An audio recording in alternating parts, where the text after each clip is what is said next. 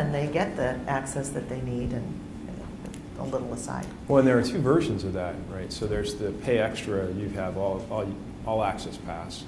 And then there's more direct primary care, which is you pay a certain fee. It's really relatively reasonable, and you get access. And so here locally we have Q Lions. I think before that we had another carrier in South Renton that have tried that model before. They're actually being undermined by the ACA. Oh. Because all these people who could essentially buy a primary care policy this way now can go get subsidized care. Oh, interesting. Well, let's go back, Monica, because you talked about 4% rate increases in the ACA plans in Montana. Ours in Iowa are going to be much higher, but we have a very different market. One of the concerns about the ACA were issues about adverse selection. The idea that people can get into their coverage, no pre-existing conditions, exclusions, guaranteed issue. The penalties for not having insurance are relatively low. Too low. Yeah, too low. How is that impacting? What are you seeing in terms, and I'm going to ask you also, Jaja, what are you seeing in terms of how that is playing out, and how do you think it's going to play out over the future in these plans? Well, to be honest, I think it's too early to say how it's played out. I think that you can attest to the fact that, and this was the discussion over breakfast as well, is that in many cases we're not seeing people get in and then jump right out. But there are instances where that is occurring. However, I think that obviously as the penalties increase, that's going to help with that problem. But I think it's also going to help when people actually, the culture begins to change some, and people begin to understand that yes, they do need to have this, just like we all, for the most, and there's always going to be some that don't, obviously. But I think that that's a cultural shift as well. But I think that there's always going to be a small percentage that are going to be an issue. But overall, I think that it's just going to be part of the transition.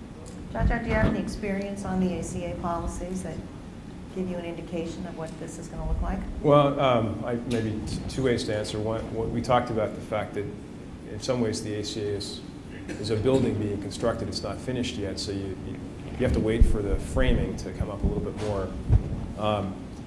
Each of our states are really different, and we have Alaska, which is a federal exchange. We had Washington, which was a state exchange, and we had Oregon, which was a state exchange now going federal. The uptake in all three of those was completely different, and what we did see in Washington is there are a lot more people there. That seems to be functioning more as anticipated. In Alaska and in Oregon, maybe not as much because there haven't been as many people and there have been some other barriers and challenges. So I don't know. I'd like to believe that if the 3 Rs function as originally planned. Remind folks what the 3 Rs are. So we have reinsurance risk adjustment and essentially rate, well I was going to call it rate stabilization, but it's not quite that. They are guardrails that prevent too much fluctuation in the risk pool. And what the guardrails then do is allow you to have that initial burst of experience, right? People who have pent up demand, they have issues that they haven't taken care of, they rush in, they get taken care of, and then it stabilizes, and that's what they're meant to weather that storm.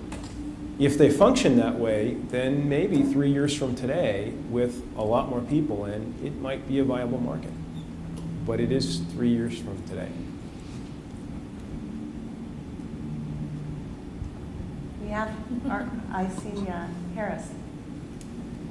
Should I wait for you, Tony, or can I talk loud enough? We have a microphone on this side. So many questions, so many questions, so little time. So it's really interesting. I guess this is not just for Brody, but since he put up the nice pictures with all this information, and it cost me $17,000 for a gallbladder removal procedure. But billing, especially in hospital billing, some of us unfortunately have too much experience with this. Hospital billing is really interesting, right? You don't get $17,000 is going to be the cost. And a great analogy I've always seen is like at a restaurant. If rather than here's the price for this particular entree in your dinner, it's well, no, you have to pay for the chef and the cook and the meat, and you have to also rent the table for so long, you have to get the tablecloth, you have to get the tablecloths washed, you have to get the salt shaker, you have to have somebody bring you the salt, somebody comes and brings you ketchup for your kid. I mean, do you see some kind of billing for procedures rather than these kind of, put on the service? Even when you go to get a lab test, right, you get a billing from a doctor you've never seen because he's the guy that read the lab reports. Do you see that as maybe changing over the next 5 years? And will that help get the information out there, make it easier to kind of say this is what it costs? Because your information was kind of, here's the average cost if you go to a hospital versus here's the bill we're going to send you if you come to our hospital. Well, you've suddenly made me very hungry, but beside that point, I'll try to focus on your question, which was about the pieces. And so I think one of the biggest failures of cost estimators out there today is that lack of context of what it is that you're actually getting within that number. And so the way that we address it is we actually recognize the different layers of cost estimation that are required in order to someone to understand the salt shakers and the ketchup and the chef and so on and so on. And so we start at the highest level, which is the episode, right? Once you start down this path, this whole thing is going to cost you this from this amount to this amount. We then move on to, now there are individual decisions you can make in this episode.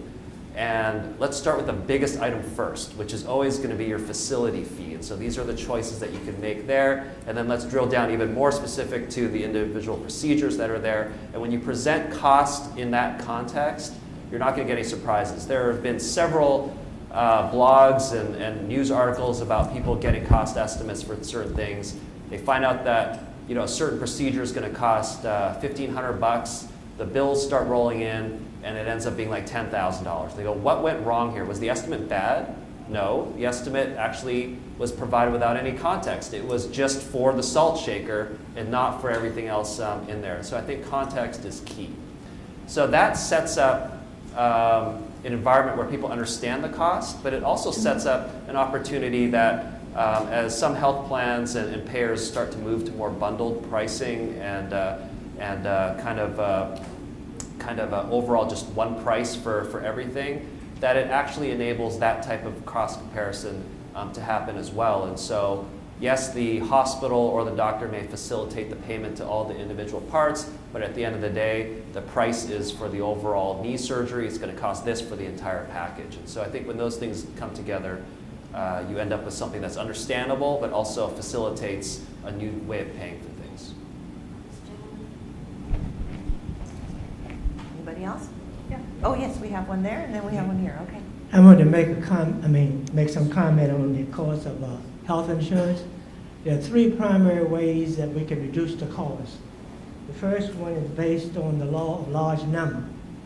John Hopkins made a survey of that and pointed out that based on the law of large number, the federal government could save $2 billion on health insurance. Okay? Now, the problem with the law of large number is this, is that we need a composition of young people in the plan. If you have more older people in the plan, it's going to cost more. So let's say 50-50. Half of the people under 40 and half of the people over 40. It'll work. Now, the reason Obamacare is not working because we don't have enough young people in that system. We have more or less older people in there, and it's going to cost more. Okay? So through the law of large number, we can reduce the cost of insurance, just like in production. The second way we can do it is to have more primary physicians, because when you go directly to a specialist, it's going to cost you more. And most of the time, work could be done by the primary physician because you don't need a specialist. The third way is to have managed care health, which means they're not an insurance company, a non-profit organization. Okay? So therefore, as long as you stay in the system, you pay a prepaid fee, like, for example, remember HMO, you pay $2, and therefore you pay the primary physician $15 and the specialist $25, and all the costs is covered. So those are the three main ways that we can reduce the cost of insurance. There are two minor ways in that the family doctor has three plans. one price for the low class, one price for the middle class, and one price for the upper class. So in a percentage-wise, they're paying the same percentage, but in absolute terms, they're not. Second way, which is not going to happen, regulated by the government. Socialized medicine like they have in England, which means everyone is entitled to this. So those are the ways that we can keep the cost down. Now, the reason the cost, I hope I don't be shocked to say this, the reason the cost is high in a hospital because you have what is known as the insurance market. The money does not go to the hospital. It does not go to the doctor. It goes to people who own the hospital. In this market, for example, they would charge, let's say if something costs $1,000, it marked up 300%, 500%. So in an ordinary situation where you would have a bill for $3,000, it would be end up $15,000, $20,000, $30,000, $40,000, $100,000. So the point is, we have to eliminate that, but there's no way to do so. You raised some broad concepts there. We could get into quite a discussion, but maybe you want to hit on the age distribution I issue. will hit on that because I think that right now you have everyone looking at what did really occur with the marketplaces in their individual states and how many young people they actually did get in there. I think that we're not where we need to be because you're right. We do need young people in that marketplace in order to make, or in that pool to make it healthy. But I think that as we move through the transition, I keep talking about the transition, and as the penalty becomes greater for the young person not to buy the insurance, I think that you'll see more and more then jump into the pool as So well. the distribution is not where you want it yet, I think that but it's- you're optimistic it will get there. Well, I don't know if we'll get there, but I think that we'll get closer. Okay. And I think that in some cases, we actually got more than we thought we would, but we're still not where we need to be. Bill, you had a question. Yep. The expense ratio can't be greater than 20% as I understand it. How does that relate to the expense ratio under a group plan if you take in the expense at the employer level and at the company level? If there's a significant difference there, if let's say group plans are 10% expense ratio, as you shift from group coverage to individual coverage, you build in a very significant cost factor. But I don't know the answer to those questions, and does anyone have an idea? So I think what you're saying is if the 80% permissible, if it's 80% in the individual market and 85% in the group market, as you shift from group to individual, you're allowing for a higher expense ratio. But essentially, that's the question. Never thought about that. I never thought about it Never thought about either. that. I never thought about Well, that actually takes me to a question, which is what do you think is going to be the relative role, looking forward, of individuals, employers, government in financing healthcare in the future compared to where we are today? I think you're still going to continue to see a mix, as we have today, but I think that there's definitely, I think that there's a trend towards employers paying less, in my opinion. I think governments, federal governments, state government, individuals are going to continue to pay. Individuals, I think, are going to pay more, and I think in many cases, employers will pay less. I'm seeing, at least from my perspective, I'm seeing a lot of employers actually shifting, as I said earlier, to the individual market. Now, in some cases, the employers are looking for ways to pick up some of that cost, depending on the situation with the business and the employees. They may be doing that through increased wages, or maybe a bonus, or what have you. But in other cases, they may not be doing any of that. So I think it really is just dependent on the individual business. Maybe I would build on that by saying, depending on how you look at the percent of expenditures and how it's financed, government, federal, local, state programs covers well more than 50% and climbing with the subsidies. But I think we're all banking on a more optimistic future where individuals bear greater responsibility. How the mix of payment works is shifting. But the success of Brody's business is based on people having a stake in wanting to understand what the cost is, and that means that more of them have that opportunity. And even employers are looking at plans that set that up too. So it seems likely that we're moving that way, where individuals bear more of the responsibility, as they should, for keeping themselves healthy.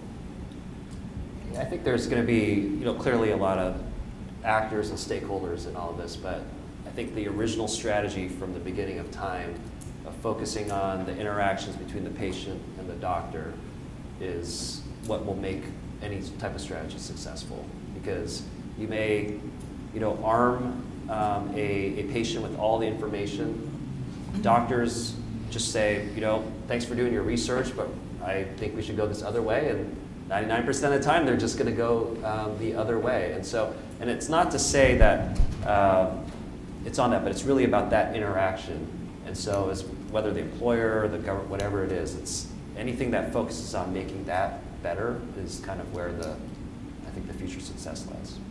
I just really think that we need to become, as a society, better purchasers of health insurance or health products, healthcare products. But that requires information. It requires data. It requires being able to know, where do I go to figure out where I can get that gallbladder surgery for less. The average individual right now has no clue where to find out that information. The average individual right now insurance is complicated. They don't understand it. Half the time they don't want to understand it. But, if we can shift how they look at utilizing it with tools like you have and other tools through technology, perhaps then we can become better purchasers and users of that system. So I'm going to shift.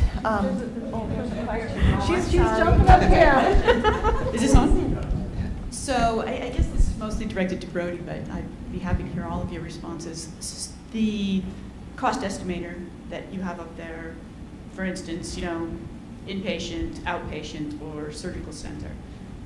Once this gets widely used, hopefully, and we also have far more people insured under the ACA, we're driving lots of people toward making better cost decisions and, maybe moving in the surgical center route. There aren't enough surgical centers to accommodate a big shift. So how do you see this 5 years, 10 years down the road affecting the provision of services, whether it's just the individual physicians or it's the actual physical facilities that are going to be needed? Eventually, if we've got enough people going to the surgical centers, quantity demanded is greater than that is supplied. It's going to drive the price of the surgical centers up, at least in the short run. Yeah, I think one thing is that the healthcare system is very good at adapting to patient flows, maybe less so on certain types of technologies and information. But there was a big, especially in this local market, a lot of freestanding emergency departments started opening up because they saw that there was an opportunity in that space. And I think that when people see that there's greater demand for surgical center services because there's lower cost, there will be more surgical centers that will open. And I sat on a committee just a few years ago, and the Hospital Association was represented. They were very hungry for data about patient flows to freestanding surgical centers, because I think that they're seeing that there is a growth in there, and they want to be able to see whether that is cannibalizing outpatient hospital care, or is it in addition to, and all that type of thing. I know historically when the outpatient hospital was introduced even before surgical centers, there was a big concern from the inpatient hospital about, does this mean the end of the inpatient hospital? And the reality is no. It actually, the biggest growth in the outpatient hospital was people who didn't want to go to the inpatient hospital, and they ended up going to the outpatient. It was more convenient. And in the same way, we're always going to see that convenience play in this space. And I'm pretty confident that systems in the market will adjust accordingly. I don't think it's a fixed number of surgical centers that we're stuck with forever.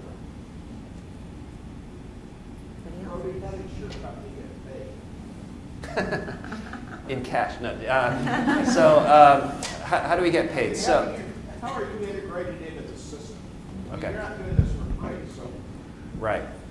So, our business model is very much dependent on our philosophy around the importance of access to data, right? So there's going to be a lot of public sites out there that you could go to, that whatever.com, get a price estimate.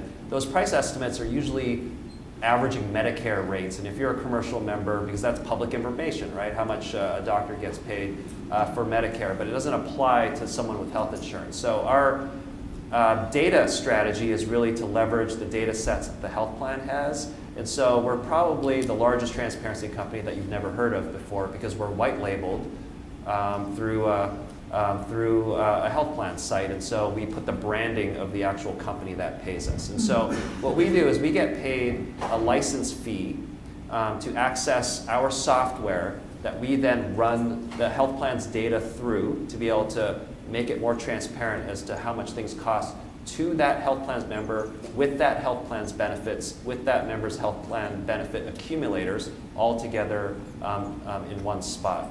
So the health plan pays us to benefit all of their members together. We have a buy-up option that we then sell to employers who are insured by those health plans to say, only 2% of your employee base is accessing these tools right now. Would you like to have a customized engagement plan to convert the 98 that don't? And we get paid per employee in that particular case to roll out a very specific engagement plan to make it known that these employees have these types of tools. And you can imagine employers are very different, right? Some are all kind of spread out across the country working remotely. You have others that are in mines. You have others that are truck drivers across the country. You have others that all are in the same physical location with the same cafeteria. All of them need to be engaged differently. I'll give you a quick example of a way to engage employees all in a physical office with a cafeteria. One day you could just remove all prices from the cafeteria and make the point about this is how you're shopping for healthcare today. And maybe you should shop for healthcare a different way. Or maybe you have a bake sale, 2 tables that have the exact same muffins, one of them selling for 50 cents, one of them selling for $500. People are walking around going, muffins, $500 muffins, $50. I don't get it. You give them an opportunity to engage about this particular place. People going to the emergency room when they don't need to, send them a map of all the places that they could go to that are an emergency room. So there's different ways to engage, and so that's how we kind of get paid on the employer side, is the customized engagement strategy in that particular spot. Okay, we are down to 5 minutes. I'm going to ask Monica a quick Already? question, and then I'm going to ask each of you to, if you have any closing comments you want to make. Monica, there was, in the ACA, co-ops, federal funding for co-ops, the hope by some that somehow this would inject competition into the marketplaces and that co-ops would be a way to make the insurance markets more competitive. Would you like to make any comments on the success of the co-op? Yeah, I will. I mean, obviously I think it's mixed again. I think the success of individual co-ops really depends on who's actually sitting on those boards and making those decisions as they were created. If you have people who actually have real great background knowledge that's relative to building a co-op or building an insurance company, I think you see success. In Montana, we have a great co-op who is very competitive. In fact, right now, they are number 2 to the Blues in terms of market share. But in other cases, we've seen some co-ops that really just don't have the experience and knowledge that's necessary to run an insurance company. And so I think it'll be like any other company. If they don't do well, they'll disappear. And those that do well will be successful and they'll be around for a while. So I think that it's a good thing. Okay. All right. Anybody else want to comment on the co-ops? No. Okay, I figured you wouldn't want to, but I thought I'd ask. Let's just go in the same order we did before for closing comments, and then we can wrap this up. Sure. Maybe briefly, as I said before, a building under construction. I'm not even sure we've seen the first floor yet. And a lot of things will change between last year and this year. So what I think is interesting, exciting, inspiring is a lot of the dialogue we're in right now is how to make things better, and in a very constructive way. I think that's why you see emergence of companies like Brody's and other solutions. And hopefully that will lead us to a better place 5 years from today. I think just, the two-sentence summary is it's definitely going to be a long journey, but I definitely see a lot of early opportunities to introduce cost savings and convenience where everyone wins. The example that most readily jumps into mind is the telehealth technologies that are being put into place where you could have a visit with a doctor using your camera phone. It's a heck of a lot cheaper than the emergency room, yet it gives you access to something pretty quickly. And I think these win-win situations are definitely going to take hold early, and if we can kind of leverage and ride on the coattails of these early wins, I think that you'll see a much greater adoption of these much more complex, difficult solutions in the long term. I'll say two things. The first thing I'll say is that as somebody who's been involved in politics for about 20 years, this has probably been